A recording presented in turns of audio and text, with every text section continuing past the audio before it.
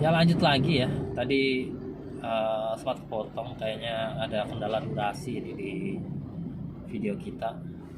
Ya berbicara Liga Champion nanti malam kelihatannya pertarungan bakal ketat di lini tengah ya karena karakter gelandang Madrid itu sudah sangat solid sekali. Sudah jelas lah kekompakan dari Modric, lalu juga Casemiro maupun Toni Kroos ini sudah terjalin dalam beberapa tahun terakhir ya. Dan mereka juga sudah menghadirkan banyak sekali piala ya buat Madrid. Jadi kita lihat kemungkinan awal permainan trio gelandang Madrid ini akan mengambil inisiatif untuk ball position lebih banyak.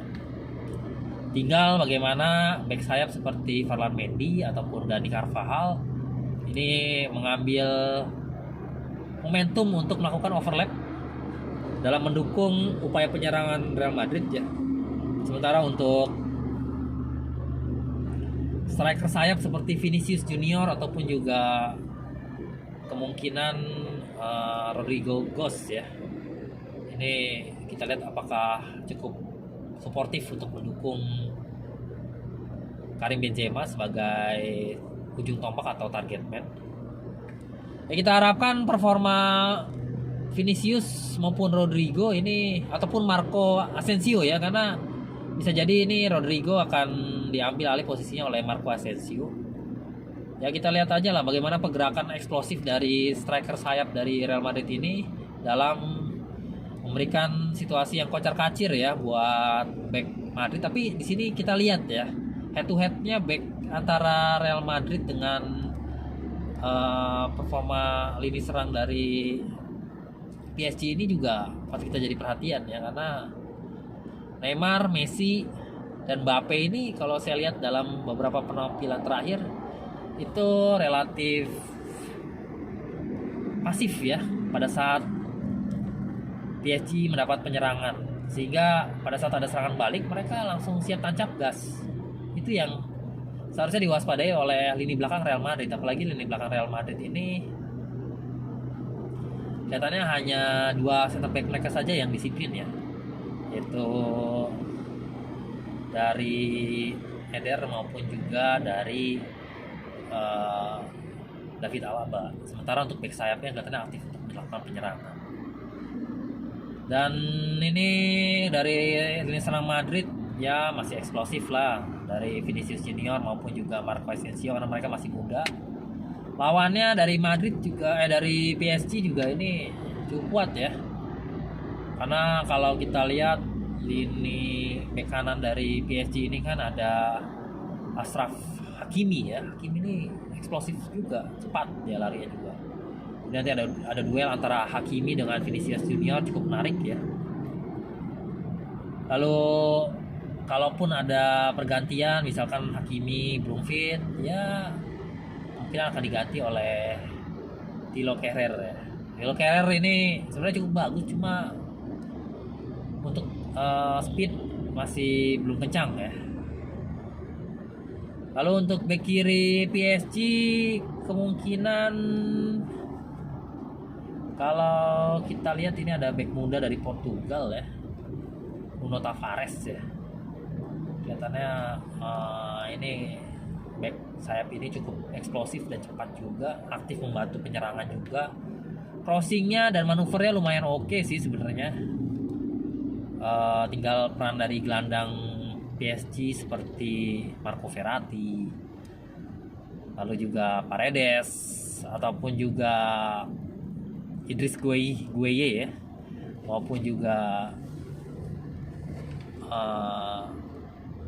gelandang PSG seperti Julian Draxler ini yang kita lihat kemampuannya dalam mendistribusikan bola untuk seluruh lini di PSG. Sementara untuk center back kelihatannya Marquinhos dan Kimpembe ini masih akan terus mengawal pertahanan PSG ya, dengan kiper kemungkinan antara Donnarumma ataupun juga Keylor Navas ini kan posisinya dirotasi ya. Jadi ya memang kalau dari sisi center back Kimpembe ini sebenarnya bagus, cuma entah kenapa ya saya lihat tuh kayaknya masih belum padu itu pergerakannya dengan Marquinhos. Jadi kelihatannya memang untuk level-level tinggi ini ya Kimpembe kelihatannya masih belum kompeten ya untuk mengawal lini pertahanan dari PSG. Ya better memang Ramos sih, cuma Ramos ya kondisinya sekarang masih belum fit, jadi ya berat lah buat dia bisa fit ya untuk tampil buat PSG di pertandingan malam ini. Jadi untuk PSG dan Madrid ya gue sih berharap skornya 1 sama atau 2 sama ya, sehingga PSG bisa lolos. Dan next ini update Indonesia ya, yang paling baru yang paling rame di Tangerang ya, karena gue orang Tangerang. Itu kemarin pertandingan Liga 3 sebenarnya masih belum babak gugur ya kelihatannya ya. Maksudnya kemarin itu kan Vermel unggul atas Persikota dan ada kontroversi wasit ya, kepemimpinan wasit yang dirasa tidak adil buat Persikota.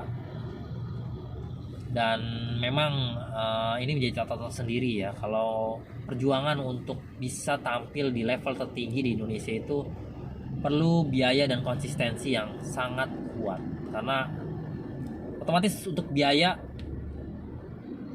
setiap klub itu butuh pemain bagus ya.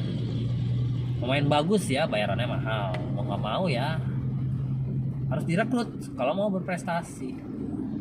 Sementara pembiayaan yang kuat ya mau nggak mau harus dilakukan ya, supaya eksistensi di Liga Indonesia atau eksistensi di persepak bola Indonesia itu tetap terjaga. Jangan sampai kita jor-joran di awal tapi begitu tim kita gagal lolos atau dinodai ataupun juga dizolimi oleh mafia bola Indonesia ya terus kita nyerah, ya nggak bisa. Kita harus terus memberikan permodalan yang konsisten. Ya pelajarannya untuk Vermel dengan Persikota ini merupakan derby ya, pertandingan derby satu kota. Basis dari Vermel juga di Karawaci ya, di wilayah lapangan Raihan. Sementara untuk Persikota sekarang home base-nya udah bagus ya, Stadion Benteng yang baru. Jadi ya memang terlalu banyak intrik ya kalau pertandingan derby ya. Walaupun memang secara basis kalau kita lihat komunitas supporter Persikota jauh lebih banyak daripada Vermel. Tapi ya kita lihat nih Vermel ini sampai sejauh mana melangkah ya, karena kalau misalkan mereka lolos 3-2 dan mereka bisa membangun image dengan baik, mereka juga membangun prasarana yang menjanjikan ya, mereka bisa dapat hati di sisi masyarakat Tangerang ya pada khususnya. Walaupun memang itu perlu biaya ya, karena tidak mudah ya untuk mengembangkan persepak bolaan secara regional di Indonesia. Ya untuk Persikota dengan investor baru yaitu Prilly Latukonsina ya. Ya saya sih cuma bisa menyampaikan supaya tetap semangat ya untuk Mbak Prilly dalam memberikan support terhadap persepak bolaan Tangerang ya, khususnya melalui Persikota. Ya kita harapkan pendanaan dari beliau juga terus mengalir supaya dalam periode beberapa tahun ke depan Persikota bisa kembali lagi ke top level tertinggi ya di piramida sepak bola Indonesia. Jadi itu yang jadi harapan kita. Ya kedepannya ya tentunya kita harapkan sih Liga 3, Liga 2, Liga 1 ini bisa diurus dengan baik ya, sehingga Indonesia itu bisa menjadi suatu barometer buat persepak bolaan di regional Asia ataupun juga kalau mau lebih cepat ya regional Asia Tenggara lah. Karena dengan liga yang bagus, liga yang tersusun rapi, komposisi sumber daya pemain juga yang berlimpah, ya kita harapkan ini akan memberikan pengaruh yang positif juga untuk prestasi tim nasional Indonesia. Jadi tidak perlu lagi nanti kita teriak-teriak pemain Indonesia harus merumput di luar negeri. Ya nggak perlulah kita kayak gitu. Cukup kita merumput di Liga Indonesia saja untuk mencapai standar tertinggi dalam persepak bolaan internasional. Kita harapkan sih seperti itulah. Karena ya terlepas dari lapangan bagus atau jelek, ya sebenarnya yang paling berperan ya skill pemain itu sendiri. Karena kalau pemainnya sudah bagus skillnya, kemampuan fisiknya juga mumpuni, kuat, ya otomatis kualitas tim secara keseluruhan juga menjadi lebih bagus ya. Jadi ya itu sih poin-poin dari gua sih ya. terkait dengan update persepak bolaan kita untuk tanggal 9 Maret hari ini.